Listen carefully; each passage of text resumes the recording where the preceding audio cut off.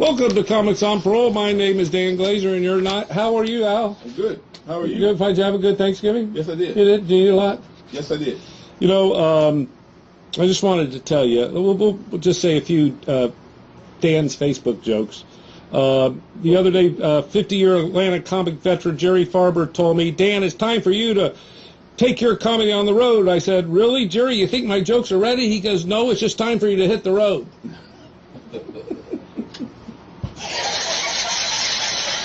Okay, that's the only joke we're going to say, because we have a big show. But right now, before we start the show, I want to briefly talk about the Atlanta Comedy Theater on Jimmy Carter. Is it 4645 Jimmy Carter or something like that? It's on Jimmy Carter Road. It's a beautiful new club, and we're doing the Comics on Parole, 45 minutes, go up, show up, open mic. Play it, Al.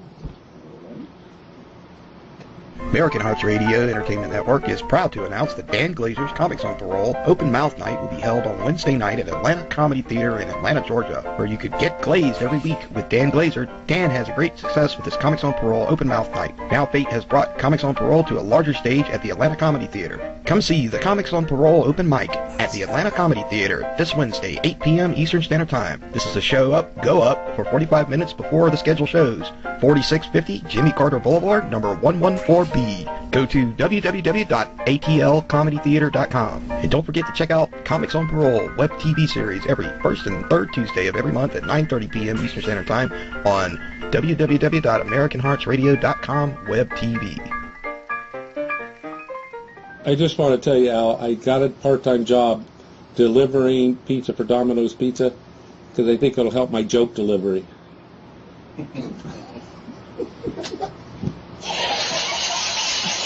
Okay, so now I want to welcome to the crowd, to the parole desk. This is a 20-year veteran comic. I just met him at the Atlanta Comedy Theater. He's actually, don't come up yet, he's actually from Indianapolis, and I'm from 30 miles away from that. I'm from Anderson, Indiana, so we're both Hoosiers. Play this first clip to introduce this young man.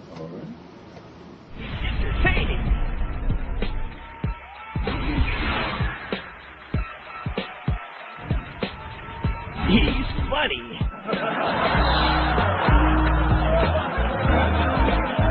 He's motivating, encouraging, and uplifting. He's Larry Coop DeVille. We often hear people speaking about... Okay. Give it up for Mr. Larry Coop DeVille. What's going How on, are you? man? You really have an extensive resume. Do I? Yeah, in fact, that really intro went into how you work with children, right? Yeah. Children, adults, I just try to be positive, man. I mean, you're a motivational speaker, right? I do motivational speaking too, yeah. Sure You do? Yeah. How many, you do a character called Reverend. First of all, when did you get started in comedy? Tell us about Oh, man. I was the first comedian from Atlanta to do Comic Beat. And so that was the first year it came out. So that was like 91. Right. Yeah, 91, 92. So it's been a long time. Oh, wow. But, 91 seems like yesterday. I know it does, for me and you. But, yeah, and you used to be a correction officer. I used to be a corrections officer, so I got a lot of jokes about the prison. Well, did you joke with the prisoner? Heck no. Heck no. What I'm going to say? Hey. Anyway, did any keep in touch with you after they left? No. Hey, I don't roll like that, man. I do what you're supposed to do. I do what I'm supposed to do. I holler at you. I don't understand why men have to marry one wife to have sex for the next 50 years. I understand if you get convicted of a major crime, you only get 10 to 20 years in the pen, and I understand the sex is pretty good there, too. Hey, I don't know how you understand it, but I'm going to leave that alone. Okay, now, you have been on NBC, ABC, CBS, CIA, FBI. You've been in all of them, right? Yeah. So you were on Bet's television. BET, yeah, BET. yeah. Let's just play a little. White people say bets, but black people know it's BET. Are you serious? I'm just kidding. Okay. Hey, well, you on that bets? Bets. But I love them. I can't, they do me wrong, man. They do me wrong. I ain't lying. Took this girl out to eat one time, y'all, spent almost half my check on her. I ain't lying, because see, I'm not cheap. Like, I spent almost half my check on her, right? But the thing about it, when I got back to her house, y'all, she didn't want me to touch her, didn't want me to sit by her, didn't want me to do nothing. So I said, girl, what's up? She said, Larry, be honest with you, you just ain't my type. Now look here, y'all, I ain't crazy. I don't mind this girl telling me I'm not her type. I just wish she would have told me that stuff before I spent all that money on her. You know what I'm talking about? It ain't like I wouldn't have taken her out. Hold on. It ain't like I wouldn't have taken her out. I still would have taken her out. I just would have taken her to one of those, you ain't my type places to eat. Y'all know what I'm talking about. Somewhere like Amico, Texaco, 7-Eleven. Buy her behind a bag of tater chips and a drink. That's all, y'all. That's my time. Larry Veal, y'all. Peace. What show was that on? That's cool. That was BET. It was probably my third time doing Comic V. Okay. Is that show still on? I don't know. They doing some things with it, but I'm not sure. Why don't you try Last Comic Standing? I don't know. I will. You do that? Yeah, I don't mind. I will. You know? We were talking about, did you know Clayton English? Yeah. He just won it. I know. Funny brother. I'm proud of him. I love his story. I love his inspirational story about working in the mall and saying, I want to do better, He just stand in the mall and do comedy? I think he used to work I think they used to sell cell phones or something. Oh, yeah. I had him on the list to go on Comics on Parole. It was way down, but it was too far down. And by that time, he became famous. Now I couldn't. You never know, man. You never know. When a comic went up to him and said, Clayton, what is your secret for success? He said, small victories. That's small victory. Wisdom, bro. But listen, you're still young. You need to go. You need to try it for Last Comic Standing. I'll do it. Okay. I will do it. Yes, I will. Okay. So let me ask you this. So you've been doing this 20 years. How long did it really take you to get going? Because it takes a while. Actually, to be honest with you, you start out with a bang, man. You start out with, but with me, my focus changed. My focus changed once I just was doing it, and I realized that I wanted to do something else with comedy, not just the comedy stage. When I go out there and you travel, you say I want to make a purpose. Right. So when your purpose changed, you start doing something different, going into the schools, going into colleges. So that's it. You do go performance school and you do motivation. Yeah, I do a lot of stuff like that. But now I'm hitting more clubs, and I hadn't been in this many comedy clubs in over 10 years. Why all of a sudden are you hitting the comedy clubs? Because people want to hear funny, positive stuff. There's so much negative out there. And clean, yeah. And tell the comics that are watching the show right now why they need to do clean. Well, listen, y'all need to do good. No, good. Y'all need to do clean because that really challenges you and take you where you want to go. How many dirty comedians you see on TV doing anything? Yeah, you could make a club people laugh, but that's all it's gonna be right here in the ghetto somewhere. But if you really want to make it, try to say something that's clean, that's gonna be uplifting, and if you can make it funny, guess what? That's more power to you. That's right. In fact, skip Comic View 20 because he was already on. He did the same joke on BETS or Bets. I'll be doing the same joke. And go to Stupid Criminal joke. Hello. Look at it. He had stupid kids too, y'all. He had 2 sons. Stupid as they want to be. They went out and robbed a convenience store. And when they found out the police would look for one boy in a red jacket and one boy in a blue jacket, they switched jackets.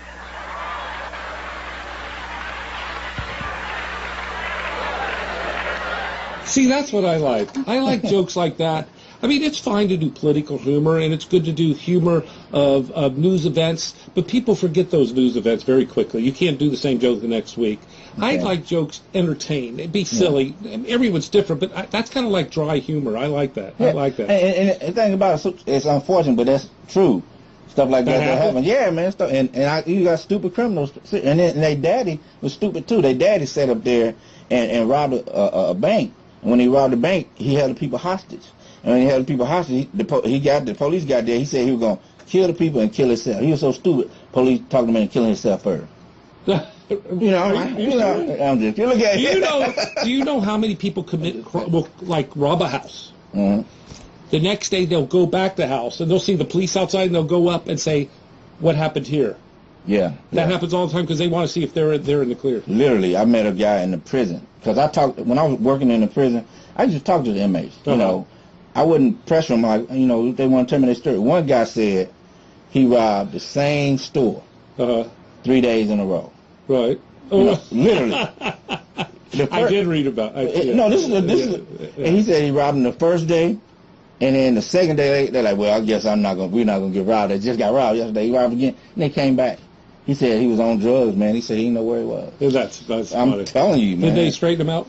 The prison straightened him. Well, it didn't straighten him out because he was, but it took him out. It from is the system, yeah. I ain't gonna say straight. When I say straight, he wasn't like straightened out. He was, the economy's getting so bad. I went to rob a bank the other day. Did you? Yeah, I gave a note to the tellers. She read it and she looked at me and said, "Do you have a resume? Have you ever robbed a bank before? You have any experience?" We just don't hand our money to anybody. You run along, you get some experience. Then when you come back, we'll see what we can do for you. Then she said, "Sir, next time you rob a bank, please don't use a Mr. Microphone." I didn't use a gun. I'm not a That must have been my mother behind the counter. Is she a teller? Hey, no, but she ain't gonna let you rob her. I bet you ain't gonna get this money. I like your voices. We're gonna get to your voices in a minute. Okay, How many different voices do you do? One. Okay. Okay. Now, you still are an aspiring actor, right? Yeah. If they book me, they call me. I'm not a good actor, because I got fired. Well, I got fired from a show one time, man, where I was just supposed to play a dead body, and I couldn't play a dead body. I mean, I was on there. It was one of them CSI, and I'm laying there and I'm just like this, right? Because they said action. I'm doing like this. And the next thing you know, I do like, I'm supposed to be dead. And the man said, cut. He said, why you open your eyes? I said, I don't know. I thought y'all were gone. I said, I ain't hear nobody. They said, get him out of here. You really were a dead body? Yeah, I was like, let's get him out of here. Are you serious? Yes, What movie was it? What movie was it? It was called Tyler Perry's Look at Him Over There Dead. No, I'm just playing. But you were in it. I love people like you, man, because you take everything I am very literal. I know. I love literal that. people are often misunderstood and often are very misunderstood. So you're literal? Yes, I am. Well, I need about $500. Okay. I'll write you a check. Okay. Now, but we do want to show a movie you were in. In 1999, this movie was called Instinct with Anthony Hopkins and Cuba Gooding. That's right. Play it.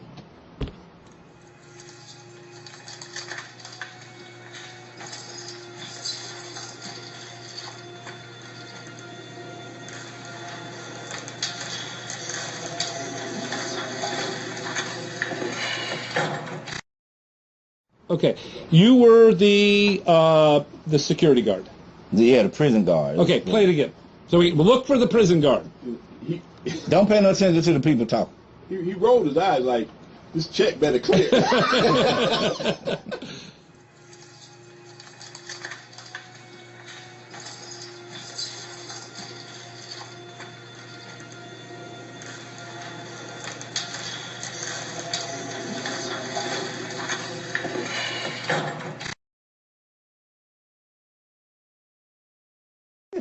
You were real skinny, man. I'm gonna tell you something. Hey, don't worry about the skinny part. That's my business. But I'm gonna tell you something. Look, that scene, man. I should have got an Oscar for that. Yeah, you should. Because people don't just shut the door like that. If you watch it, I closed it with the left hand, then I moved it with the right hand. And now people don't do that. That's Oscar worthy. Did you talk to Anthony Hopkins? Did you talk to him? We call him Tony. I talked to him. And I still, believe it or not, talk to him, and I also talked to the executive. You still talk to him? I still talk to Anthony Hopkins. You call him?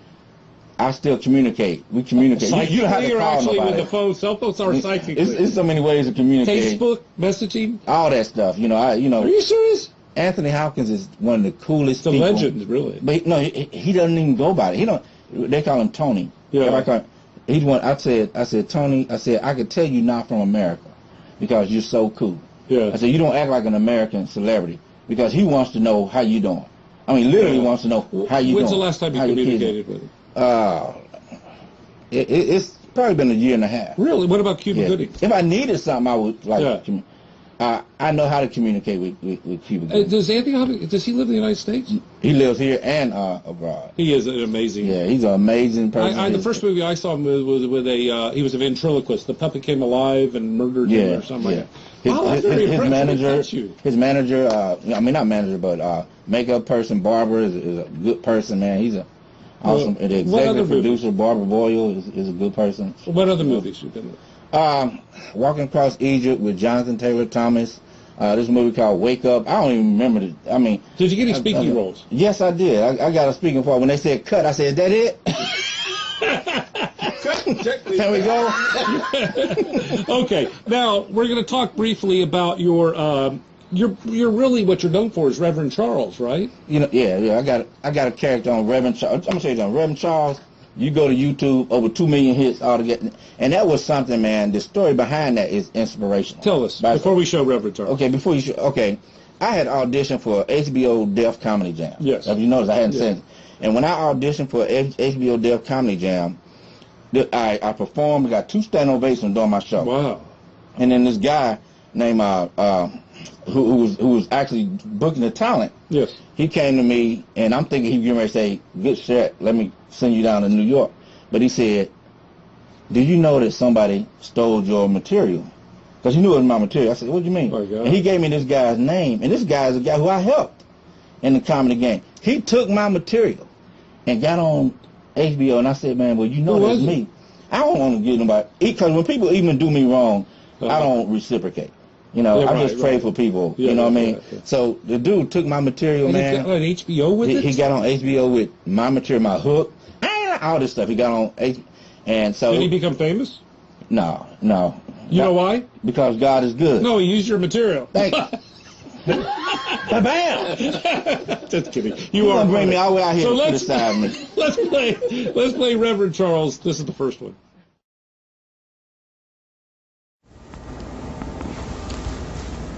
Hello. My name is still Reverend Charles, and I'm fine. How you here? But anyway, it's just like this right here. This evening, I got a word, and the word is, in 1 Thessalonians, it said, "Death come like a thief in the night." So in other words, it's just like this right here. Don't nobody really know when they gonna die, you know. It come in an instant, except for my uncle, cause he got the gas chamber. So I think he sees that one coming. So anyway, do the best you can for this evening, just like this right here. Now, I would say more, but I got to go and get some tithes and offering. Thank y'all for your tithes and offering. And like I say, I will go and get it. I don't care what the situation is. I go get my tithe. And I hope the traffic ain't bad this time. Thank y'all. And be careful. Look for me, Reverend Charles. Just like this right here. Now, can I say something? Yes, you certainly can. Now, that character came as a result of my man stealing my material. I said, now, if somebody, I said, next time I get out there in the comedy game and somebody steals something from me, not only they have to steal my material, they got to steal my facial expressions, my voice, and so I'm just making it hard for you with y'all. You know what I'm saying? Well, let's take it to the next one. So you really want to put your signature on it? I do. Yeah. Let's take it. Did you ever see that guy again? I see people all the time. Yeah. Oh, the guy that stole your material. Yeah. Okay. Take it to the next one. You're giving advice to Lev.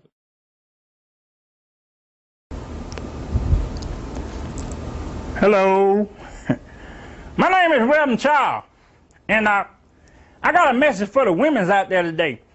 Cause y'all need to make sure that you realize that you is beautiful inside and out. Y'all women's. So you ain't got to go out here and wear all this makeup and stuff just like this right here. Cause the other day, I hugged this woman, just gave her a hug.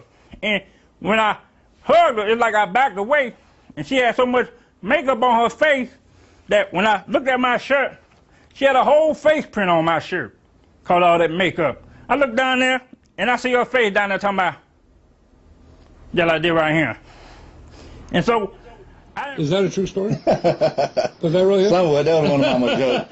You know how you ever dance or hug somebody and you see all that makeup? Okay, take it to one. The best thing about Reverend Charlie is his head. Can do the hello. hello. Take it to the next. It's just like this right here. Okay.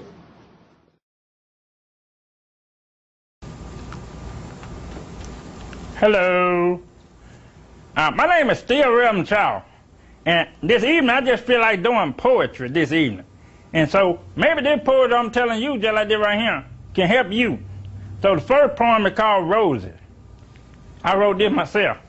It said, Roses is red. Violence ain't. Dogs can bark, but chickens can't. Just like this right here. So, if that message been a blessing to you, That was very creative. Can you do a whole show as Reverend Charles? You do Reverend Charles in church. if they give me a whole check, Okay, gotcha. yeah, I do it. Okay, very good. Now you stay on board. Thank you so much for this interview. Thank you. For this interview. Because so what we're doing now, what we're doing now is. Okay. What we're doing now is you're going to be the interviewer as Reverend Charles to our next guest. Okay. I'll introduce him though. Okay. This next guest. No, you stay here. Okay. But let's move over a little. I think we got to get on. Move over a little bit. Yeah, because No, this way. Oh, it don't matter. no, we can put him in the middle. You get off this chair and go to that chair. Okay, I'll tell you what, when I get that's off good, this chair, go to that chair. Okay, now, get off that chair and go on this. No, that's okay. Okay, this young man I just met just recently at the Atlanta Comedy Theater. He was hilarious. He had the crowd roaring in laughter, women tearing off her clothes, and men grabbing their clothes and running off. He is a very talented young man. Welcome to stage, Mr. Vinnie Paul.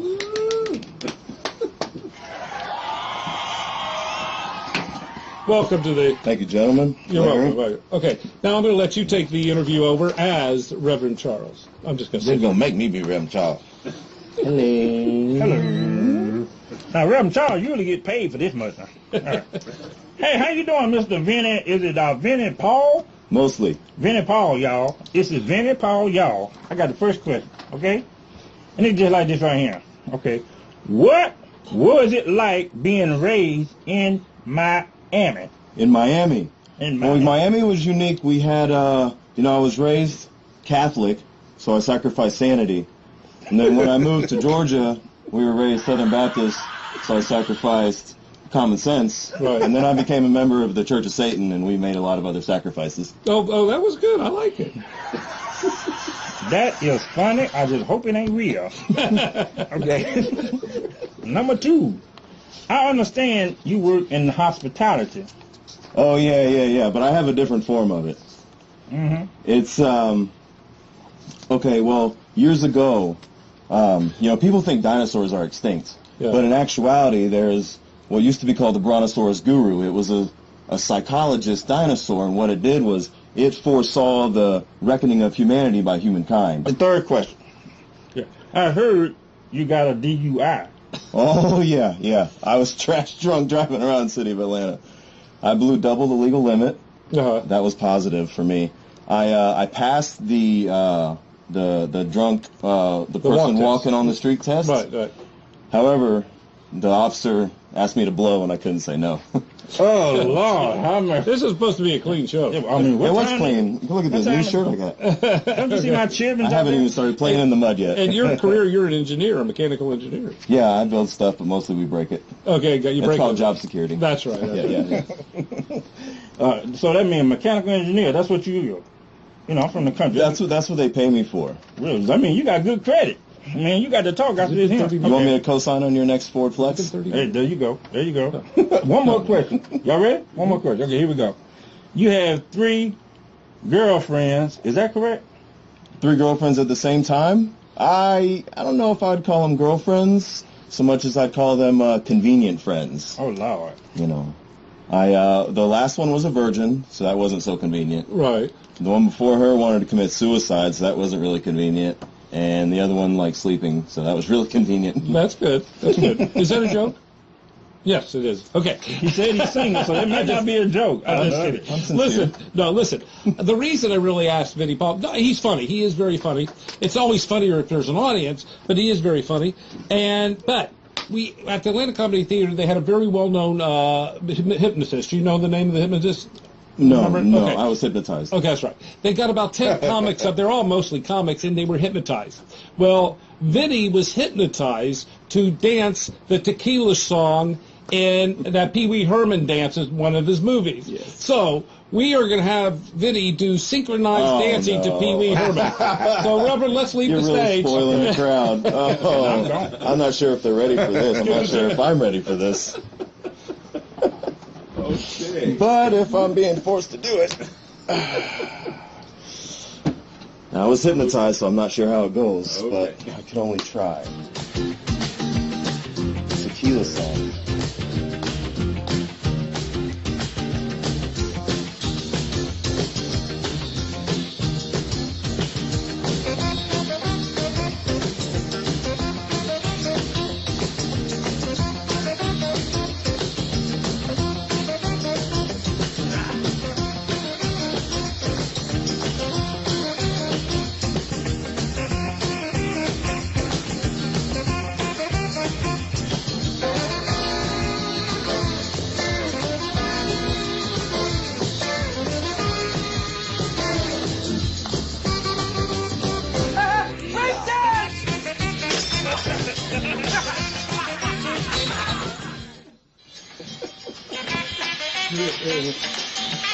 Thank you for tuning in to Comics on Parole.